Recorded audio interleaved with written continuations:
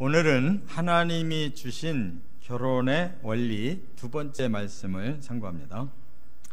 우리가 지난 시간에 1절부터 16절까지 하나님이 주신 결혼 원리를 상고했는데, 지난 시간의 말씀과 이어져서 오늘 나머지 40절도 결혼 원리를 말씀하는 것이기는 하나, 지난 시간에는 일반적인 결혼 원리를 말씀했다면 오늘은 좀 차원을 높여서 영적인 결혼의 원리를 말씀하고 있습니다. 그래서 본래 창세기에 아담과 하와에게 주신 결혼 원리는 부부가 가정을 이루어서 생산과 양육을 통해 인류를 번성시킬 목적을 하나님이 첫째로 주신 것이지만, 이제 이 땅에 사람이 많아진 상황에서는 사람의 결혼은 성에 대한 질서를 지키는데 가장 중요한 역할을 하는 것이 결혼이다 하는 겁니다. 그래서 사람의 성의 욕구가 범죄가 되지 아니하고 가정에서 잘 질서를 지킴으로써 또 사회도 안전한 이러한 세상을 만드는 가장 좋은 제도가 결혼이다 하는 것입니다. 그러나 결혼이 절대적인 것이 아니기 때문에 독신으로 살기를 원한다면 살 수는 있으되, 뜻없는 독신이 아니라 하나님이 은사를 주셨을 때 성을 극복하고 더 온전하게 하나님이 원하는 삶을 살기를 작정한다면 독신도 살 수 있다.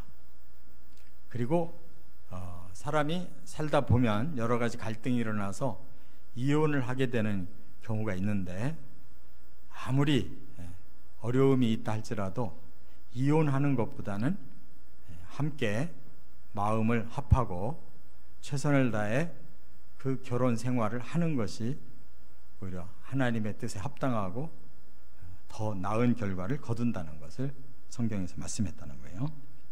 자, 그런데 이런 일반적인 결혼 생활도 꼭 필요하지만, 오늘 본문에 보면 한층 더 차원을 높여서 우리가 결혼을 이 땅에서 하는 것이지 우리가 구원받고 하나님 나라까지 이어지는 것이 아니기 때문에 이 결혼에 대한 영적 한계를 알아야 된다는 겁니다. 그렇기 때문에 우리가 이 땅에서부터 결혼보다 더 중요한 영원한 구원의 세계까지 이를 수 있는 그런 자세로 사는 것이 필요하다는 거예요.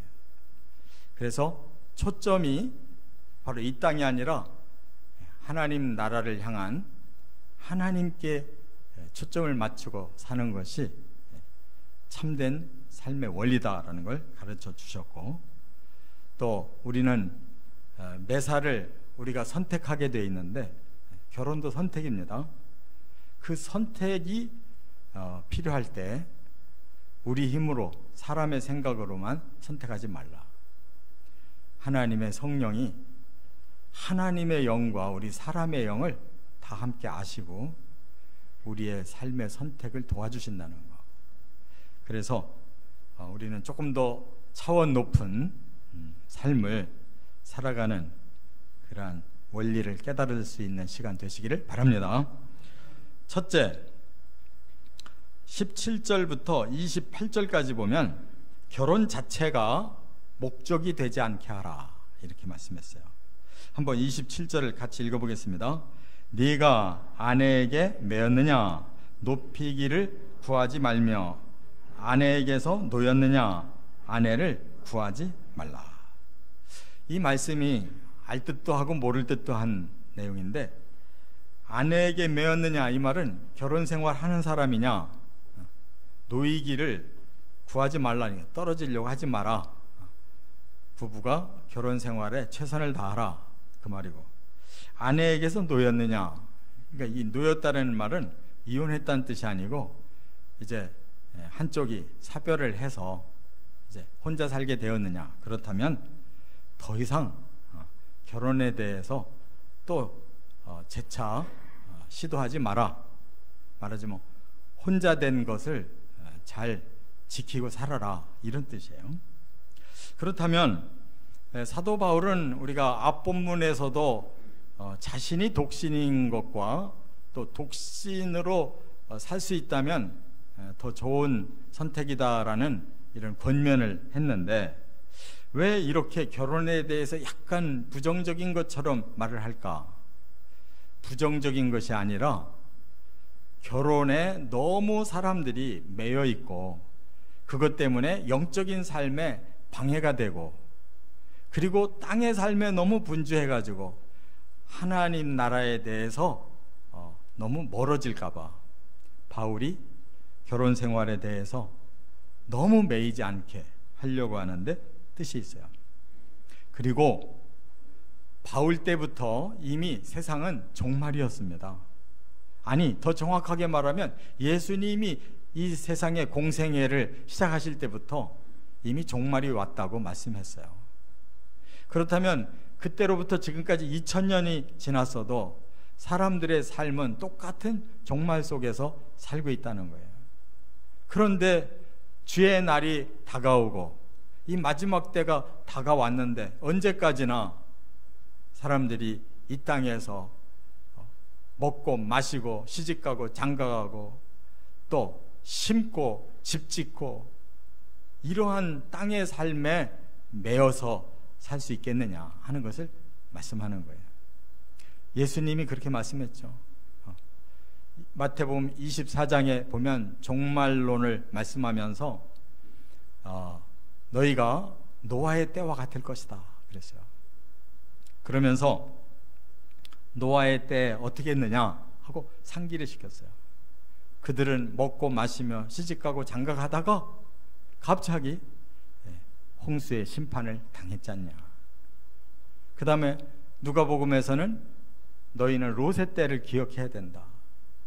롯의 때도 마찬가지로 사람들이 먹고 마시고 사고 팔고 심고 집 짓고 맨 이 땅의 문제에 골똘하게 살다가 어느 날 하루아침에 하늘로부터 유황불이 떨어지니까 모든 게 다 타고 끝장이 났지 않느냐. 우리가 열심히 사는 거는 필요한데 보람이 없는 이 땅에서 사는 것으로 그냥 끝나버리는 것이라면 그것은 아니다. 오히려 그 종말을 잘 대비해서 그 이후에 영원한 생명을 향한 그런 보람이 있는 삶을 살아야 된다라고 예수님이 그렇게 말씀했고 사도 바울도 똑같은 말씀을 하고 있어요. 그러면서 한 예를 들었어요. 할례를 가지고 예를 들었는데 이 할례는 아브라함부터 시작됩니다. 하나님께서 아브라함을 선택했고 그 자손들을 다 선민으로 받으시면서 할례를 명령하셨어요. 그래서 아브라함의 자손들, 꼭 이스라엘 사람만이 아니라 이 중동 지역의 아랍인들은 다 할례를 받습니다. 자기들이 아브라함의 자손이라고, 선민이라고. 그리고 특별히 유대교인들, 바로 자기들만 구원받은 하나님의 특별한 백성이라고 할례를 아주 절대시했어요. 근데 오늘 본문에 뭐라고 합니까? 할례를 받아도 그만이고 안 받아도 그만이다. 왜? 예수 안에서 우리는 믿음으로 구원받는 거지 할례와 아무 관계가 없다네. 그러니까 복음의 시대가 왔을 때 그 이전에 그렇게 중요시 여기던 할례가 아무 소용없듯이 지금 우리가 예수 믿고 이 땅에서 먹고 마시고 복받고 열심히 사는 건 좋은데 그 다음 시대가 오면 그거 아무 소용이 없지 않냐. 그 다음 시대가 언제겠어요? 바로 예수님이 오셔서 새로운 나라를 이루실 때 우리가 이 땅에서 먹고 마시고 시집가고 장가가고 심고 집 짓고 맨날 그렇게 돌고 도는 인생에 매여서 살다가 주님이 오셔서 주의 나라에 갈 때는 그건 아무 의미가 없는 것이다 라고 말씀한 거예요. 또 하나 예를 들었어요. 그 당시에 신분적인 두 가지로 사람들이 인생이 정해져 있었어요. 자유인이 있고 종들이 있었어요. 자유인은 부모를 잘 만나서 태어날 때부터 정말로 특혜를 입고 살았어요. 종들은 부모 때문에 태어나면서부터 종으로 태어나서 평생을 그런 종의 숙명을 가지고 살았어요. 그러나 그 당시의 신분에는 그런 차이가 있지만 예수 믿고 나니까 종이나 자유인이나 똑같이 하나님의 자녀라 이 말이에요. 그렇다면 그것을 어떻게 초월할 수 있느냐? 그리스도 안에서 자유인들은 오히려 종처럼 살아라. 종들은 그리스도 안에서 오히려 자유를 얻은 자로서 긍지 가지고 살아라. 중요한 것은 과거가 아니라는 거예요. 예수님이 주신 이후가 중요하다 그 말이에요. 할렐루야. 그러므로 우리가 과거로부터 내려왔던 이 결혼에 대한 제도, 그냥 이 안에서 먹고 살고 뭔가 생을 이루어가기 위해서 분주하게 사는 그런 것을 답습하지 말고 이젠 좀 더 차원 높게 살아야 된다라고 말씀하고 있다, 그런 말씀입니다. 그러므로 우리는 결혼이라는 틀을 절대적으로 생각하지는 마라. 오히려 그것은 수단이지 목적이 결코 아니다. 왜? 천국 가면 더 이상 결혼하지 않아요. 이 땅에서 부부로 살았든 부모 자식 간으로 살았든 그것은 이 땅의 제도에 불과하지, 천국에서는 모두가 하나님의 자녀고 모두가 하나님 공동체 형제 자매인 것이에요. 우리가 좀 더 넓은 그런 사고 구조를 가지고 이 땅의 삶이 무의미하게 끝나지 않냐고 영원한 보람과 축복이 되는 방향으로 살아가시길 바랍니다. 두 번째, 29절부터 35절까지 보면 주께 초점을 맞춘 삶을 살라 이렇게 말씀했어요. 35절 한번 같이 읽겠습니다. 내가 이것을 말함은 너희의 유익을 위하며 너희에게 올무를 놓으려 함이 아니니 오직 너희로 하여금 이치에 합당하게 하여 흐트러짐이 없이 주를 섬기게 하려 함이라. 바울이 이 교훈을 말하면서도 한편으로는 좀 염려가 돼요. 왜냐하면 사람들은 세속화에 너무 익숙해 있고 그것이 자기들에게 행복인 줄 알아요. 예수님이 하신 말씀이 너무나 정답이에요. 종말에 바로 노아의 때와 같이 롯의 때와 같이 사람들이 그렇게 세속화되는 것을 주의하라고 말씀했어요. 그 세속화의 첫째가 뭐예요? 그 양시대가 똑같이 지적받은 것이 먹고 마시고예요. 지금 우리나라가 좀 더 잘 살게 되다 보니까 먹고 마시는데 더 관심이 많아요. 아니 TV를 열어보면 맨날 여기도 음식, 저기도 음식, 또 여기도 음식점, 저기도 음식점, 이거 소개한다고 바빠요. 난 도대체가 이해가 안 돼요. 그게 뭐가 대단한 일이라고 그 많은 돈 들이고 그 많은 유명인들 불러다가 겨우 하는 짓이 그거예요? 아니 적당히 먹고 말면 뭐가 큰일 나요. 오히려 그렇게들 너무 잘 먹어가지고 병 걸려가지고 또 다이어트하고 치료하느라고 야단들이면서 그냥 온갖 산해진미를 다 만들어서 먹으려고 야단들을 쳐요. 그 종말 현상이에요. 또 시집가고 장가가고 그냥 뉴스 보면 맨날 성 문제가 이렇게 불거지고 저렇게 불거지고 그냥 온통 사람들 머리가 그걸로 꽉 차 있어요. 얼마나 그런 것이 아주 희한하게 발달을 하는지. 또 사람들이 사고 팔고 그랬어요. 얼마나 물건들을 더 새로운 거를 사서 쓰고 싶어하고 심고 집 짓고 뭐예요? 결국 생산해서 더 번듯한 집 짓고 더 의리의리하게 더 화려하게 더 멋있게 살아보자고 하는 것이 다 사람들 목적이에요. 지금 도시를 왜 만들고 있어요? 더 넓고 더 좋은 집에서 살아보자고. 서울이 그래서 그냥 집값이 막 2배, 3배로 오르고 있는데 이 도대체가 사람들이 사는 목적이 여기에 있냐고. 정신들이 완전히 빠져버렸어. 쏙 빠져버렸어요. 어떻게 살아야 되겠느냐. 우리는 이 땅에서 얼마 못 살고 다 덮고 갈 거예요. 그런데 얼마 못 살고 가야 될 이곳에 너무 많이 관심 갖고 너무 많이 매여 있다는 거예요. 우리는 어느 날 툭 털고 가야 될 사람들이에요. 누구에게? 하나님께로. 그렇다면 여기서부터 하나님께 초점 맞춘 삶을 살아야 그 나라까지 이어질 줄 믿습니다. 여기에 온통 빠져서 살다가 어느 날 갑자기 거듭나겠습니까? 어느 날 갑자기 형편없는 사람이 부활하겠습니까? 절대 그런 일은 일어나지 않는 거예요.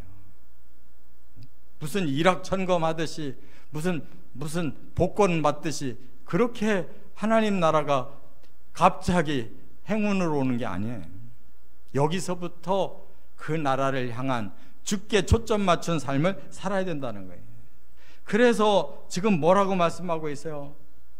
부부가 지금 나쁘다는 뜻이 아니라 너무 가정에 그런 것 중심으로 살게 되면 서로에게 거기에 매여가지고 서로 잘해야 되기 때문에 하나님 앞에 섬길 새가 없다는 거예요. 아내는 남편을 기쁘게 해야 되고 남편은 아내를 기쁘게 해야 되고 여기에 서로 신경 쓰느라고 하나님을 기쁘게 할 시간이 없다는 거예요. 서로 즐기고 서로 좋게 살려고 하다 보니까 하나님 앞에서 거룩해질 시간이 없다는 거예요. 서로에게 구속당하고 매이다 보니까 하나님 섬길 수가 없다는 거예요. 그래서 바울은 오히려 독신으로 사는 사람이라면 그렇게 매이지 않잖냐, 그렇게 신경 쓰지 않고 하나님께 신경 쓸 수 있지 않냐, 하나님 앞에 더 거룩함을 지킬 수 있지 않냐, 하나님께 더 많이 섬길 수 있지 않냐, 이렇게 말하는 거예요. 근데 이것이 말하기가 조심스럽다는 거예요. 왜? 사람들은 먹고 마시고 시집가고 장가가고 사고 팔고 심고 집 짓는 데 바쁜데 너희들 그런 거에 너무 치우치지 말고 방향을 돌려라. 그럴 때 당신이 이단 아니냐, 당신 뭔가 우리한테 엉뚱한 대로 끌고 가려고 하는 거 아니냐라고 이렇게 의심할까 봐 지금 염려하는 말을 하는 거예요. 그러나 정말 바울이 말하려고 하는 건 그게 아니에요. 그래서 제가 35절을 다시 표준 세번역으로 바꿔서 읽어볼게요. 내가 이 말을 하는 것은 여러분 스스로를 유익하게 하려는 것이지 여러분에게 올가미를 씌우려는 것이 아닙니다. 오히려 여러분이 품위 있게 살려면 마음에 헷갈림이 없이 오직 주님만을 섬기게 하려는 것입니다. 차원이 세속적인 사람은 이 말을 못 알아들어요. 이것을 어느 정도 멀리서 객관적으로 볼 줄 알고 내가 여기에 이렇게만 매여서 살면 안 되겠구나 하는 걸 알고 마음을 비우고 좀 더 멀리 내다볼 수 있는 마음을 가졌다면 사도 바울이 진정으로 멀리까지 내다보고 우리의 삶의 방향을 가지라는 뜻이구나라는 걸 깨닫게 될 줄 믿습니다. 이게 그리스도인의 삶이라는 거예요. 적당히 먹으면 어때요? 적당히 살면 어떠냐고. 좋은 집에 살면 뭐가 달라져요? 꼭 비싼 거 먹어야만 뭐가 만족한 거예요? 하루 세 끼만 적당히 먹으면 되잖아요. 그런데 사람들은 거기에 한번 빠지기 시작하면 정신이 없어요. 우리는 주님을 맞이할 준비를 해야지, 주님을 기쁘시게 해야지, 주님께 섬겨야 그 다음 세계에서 그것이 우리에게 상급이 주어지는 것이지, 이 땅에서 그렇게 먹고 그렇게 성적으로 집요하게 파고들고 그렇게 세상에 뭔가를 남겨보려고 야단치는 거는 아무것도 남지 않고 다 불타버린다는 걸 꼭 기억하시기 바랍니다. 끝으로 세 번째, 36절부터 40절에 성령이 이끄시는 대로 선택하라 라고 말씀하고 있어요. 40절 한번 같이 읽겠습니다. 그러나 내 뜻에는 그냥 지내는 것이 더욱 복이 있으리로다. 나도 또한 하나님의 영을 받은 줄로 생각하노라. 이제 바울의 결론은 내가 솔직히 권면하겠다. 나처럼 살아라. 어떻게? 바울은 독신으로 가정을 꾸리지 않았고 자녀도 없었기 때문에 아무것도 매이지 않고 그냥 오직 주님을 위해서 헌신하다가 갔어요. 그런데 그런 삶이 권하고 싶은 삶이라는 거예요. 더욱 복이 있는 줄로 안다 그랬어요. 이 말은 사람들이 생각하는 복과 정반대. 사람들은 세속적인 복을 얻고 싶어 하지만 바울은 신령한 복을 진정으로 나눠주고 싶었던 것이에요. 그러면서 뭐라고 그래요? 나도 또한 하나님의 영을 받은 줄로 생각하노라. 굉장히 겸손하게 말하고 있어요. 이 말은 뭐냐면 사실 내가 얘기하는 거 내 뜻 아니다. 하나님의 성령이 그렇게 이끌어 주셔서 내가 순종하고 사는 것이다. 그런 말이에요. 여러분, 그렇기 때문에 이미 결혼을 해서 가정이 있고 자녀가 있고 뭔가 현장이 있다면 거기에 충실하되, 그렇지 아니하고 선택할 여지가 있는 사람이 있다면 선택을 잘해라. 그렇게 지금 말하는 거예요. 기회가 주어졌을 때 제대로 선택해라. 그런 뜻이에요. 그래서 여기 처녀들이 또 약혼은 했으나 아직 결혼하지 않았다면 물러도 좋다 그랬어요. 그 말은 뭐예요? 뭐 사람 간에 막 함부로 하려고 했다가 안 했다 그러라는 뜻이 아니고, 정말 중요한 단계에서 정말 결혼하지 않아야 되겠다고 결단을 한다면 그것이 좋은 방법이라는 거예요. 왜? 하나님의 성령이 내게 그런 깨달음을 주시고 감동을 주시고 그렇게 살 수 있는 능력을 주신다면 우리는 바로 그 길을 선택해야 된다. 여기서도 대단히 오해가 있을 수가 있어요. 아니 그러면 뭐 수 없는 처녀 총각들이 다 결혼하지 않으면 이 세상 어떻게 될까? 지금 그런 인구조사의 관점에서 보는 게 아니에요. 영적인 관점에서 나의 삶의 방향을 어떻게 선택할 거냐. 이 대부분은 내 생각, 내 기분, 내 판단, 그걸 다 선택하잖아요. 정말 심각하게 우리의 삶을 하나님의 성령께 물어봐야 돼요. 정말 제가 어떻게 사는 걸 하나님 원하십니까? 그리고 하나님의 성령이 가르쳐 주시는 대로 살으라고 하는 말씀인 줄 깨닫습니다. 이미 이 선택의 문제를 고린도전서 2장에서 설명하셨어요. 고린도전서 2장 10절에 보니까 오직 하나님이 성령으로 이것을 우리에게 보이셨으니 성령은 모든 것 곧 하나님의 깊은 것까지도 통달하시느니라. 성령은 하나님의 깊은 영의 그 비밀까지도 알고 계시고, 그 다음에 11절에 사람의 일을 사람의 속에 있는 영 외에 누가 알리오? 이와 같이 하나님의 일도 하나님의 영 외에 아무도 알지 못한다. 성령은 사람의 영 안에 있는 그 내용도 다 안다는 거예요. 성령은 중재자예요. 하나님의 영 속에 있는 것도 알고 사람의 영 속에 있는 것도 안다. 그 두 가지가 가장 적절하게 어떤 걸 선택해야 될지 아시고 우리를 도우신다는 거예요. 그렇게 성령께 앞으로 기도하고 하나님의 성령이 깨우쳐 주시는 대로 선택하고 가시면 틀림없을 줄 믿습니다. 모든 매사를 그렇게 기도해야 돼요. 하나님이 제일 좋아했던 사람이 누구냐? 바로 다윗이에요. 다윗은 매사의 기도로 하나님께 응답받고 행동했어요. 피난을 가면서도 하나님 여기 머물러도 좋겠습니까? 제가 피난을 더 가야 되겠습니까? 그런 것까지 다 물어봤어요.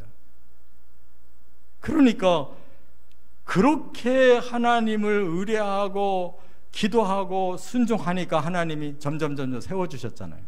근데 그가 중년이 돼서 50대가 돼가지고 나라를 이제 부강하게 만들어내니까 마음이 느슨해가지고 기도 안 했어요. 군대를 저 전방에다 내보내고 자기는 뒷짐지고 옥상을 거닐고 있었다고 말이에요. 그러다가 사탄이 틈탄 거예요. 충직한 부하의 아내가 목욕하는 거 보고 웬만한 사람과 정신 차린 사람 같으면 그런 짓 안 했을 거야. 그렇게 범죄를 해놓고 또 임신했습니다. 그러니까 어떻게 그걸 캄프로쳐야 되나 싶어가지고 그 부하를 불러들여가지고 잠자리를 하게 하려고 아주 야비한 짓을 하고, 그래도 그 충직해서 집에를 안 들어가고 그냥 야영하고 가니까 뒤따라서 보내가지고 그 사람 최전방에다 집어넣어 죽게 만들어라. 이런 야비한 살인자가 어디 있어요? 다윗처럼 이렇게 큰 범죄자가 어디 있냐고. 그래서 겨우 용서받아 놓고 말년 가니까 내가 죽을 때가 얼마 안 남았는데 내가 지금까지 얼마나 많은 나라의 큰 업적을 이뤘는지 확인해 보자. 그렇게 나단도 말리고 부하들도 말리는데 굳이 하겠다고 인구조사 했다가 엄청나게 두들겨 맞고 종말을 맞이했잖아요. 여러분, 우리 뜻대로 결정한다고 해서 되기만 하면 좋겠는데 안 된다 이 말이에요. 하나님 뜻이 아니면 우리 뜻대로 한다고 해서 되는 게 아니에요. 잠깐 되는 듯 하다가 꼬꾸라지면 무슨 소용이 있냐고. 평생 잘 살다가 끝내 선택을 잘못해서 마지막에 꼬꾸라지면 무슨 소용이 있냐 말이에요. 하나님의 성령이 우리를 사랑하셔서 가르쳐 주시는 대로 선택하며 살아가시기를 주의 이름으로 축원합니다.